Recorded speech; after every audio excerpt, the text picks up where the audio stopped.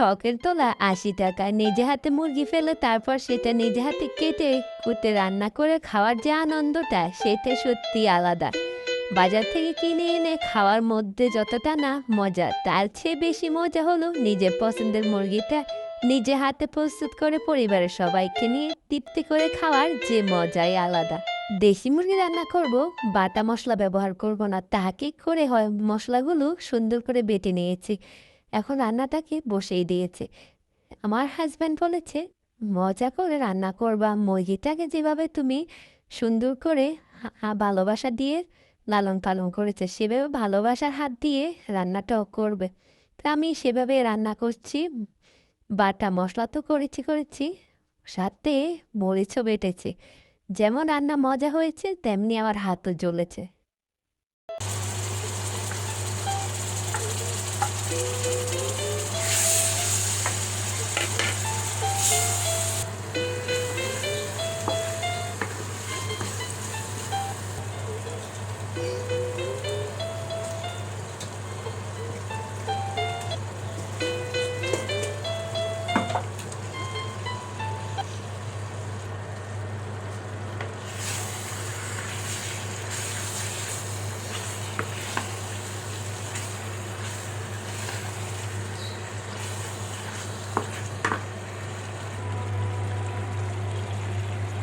মাংসগুলোকে পিছনের ক্যাম্বাও অনেকক্ষণ ধরে কষিয়ে রান্না করেছি।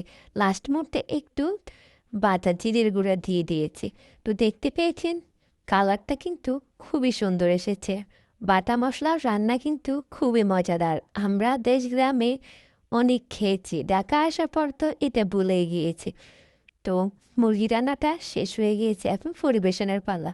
এখন সাথে যদি একটু খিচুড়ি না হয় তা কি করে হয়, খিচুড়িও সাথে করেছি।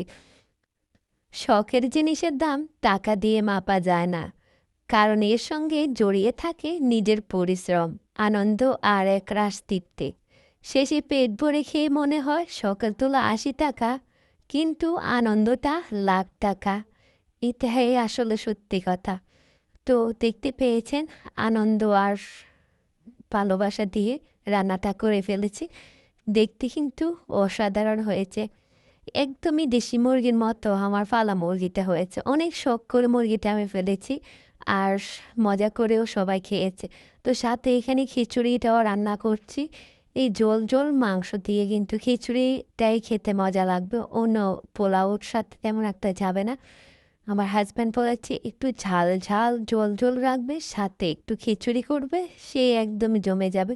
আসলে সবাই তৃপ্তি করে খেয়েছে। ভালোবাসা কিন্তু লাখ টাকা দিয়ে কেনা জানায়, অল্প কিছুতে পরিবারকে সন্তুষ্ট করা যায়।